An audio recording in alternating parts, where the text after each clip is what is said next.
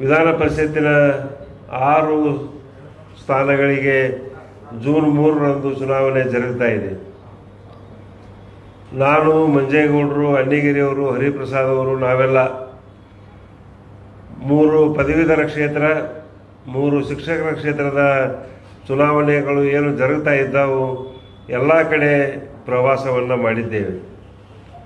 ನಮ್ಮ ಒಂದು ಪ್ರವಾಸದ ಅನುಭವದ ಪ್ರಕಾರ ಕಾಂಗ್ರೆಸ್ ಪಕ್ಷ 6 ವಿಧಾನ ಪರಿಷತ್ ಸ್ಥಾನಗಳನ್ನು ಗೆಲ್ಲಬಹುದು ಅಂತಕ್ಕಂಥ ಸಂಪೂರ್ಣವಾದಂಥ ಒಂದು ವಿಶ್ವಾಸ ಇದೆ. ನಾವು ಕಳೆದ 2 ದಿನದಿಂದ ಬೆಂಗಳೂರು ಪದವೀಧರ ಕ್ಷೇತ್ರದ ವ್ಯಾಪ್ತಿಯಲ್ಲಿ ನಮ್ಮ ಒಂದು ಪ್ರಚಾರ ಕಾರ್ಯವನ್ನು ಆರಂಭಿಸಿದ್ದೇವೆ.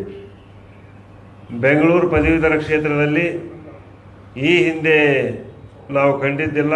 ಆ ರೀತಿಯಾದಂಥ ಒಂದು ಬೆಂಬಲ ನಮ್ಮ ಅಭ್ಯರ್ಥಿಯಾಗಿರ್ತಕ್ಕಂಥ ರಾಮೋಜಿಗೌಡರಿಗೆ ಕಂಡು ಬರ್ತಾ ಇದೆ.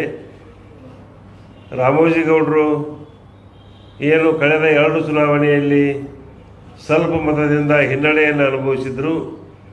ಯಾವಾಗ ಚುನಾವಣೆ ಮುಗಿತು, ಚುನಾವಣೆ ಮುಗಿದು ಹಿನ್ನಡೆ ಆದರೂ ಸಹಿತವಾಗಿ ಅಂದಿನಿಂದ ಇಂದಿನವರೆಗೆ ಎಲ್ಲ ಪದವೀಧರರನ್ನು ಸಂಪರ್ಕ ಮಾಡುತ್ತಾ ಅವರ ನಿಕಟ ಸಂಪರ್ಕದಲ್ಲಿದ್ದಾರೆ.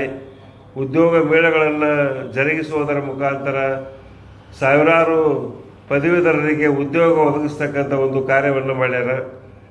ಅದರ ಜೊತೆಗೆ ಶಿಕ್ಷಕರ ಸಮಸ್ಯೆಗಳನ್ನು ಬಗೆಹರಿಸಲಿಕ್ಕೆ ಪ್ರಯತ್ನ ಮಾಡ್ಯಾರ.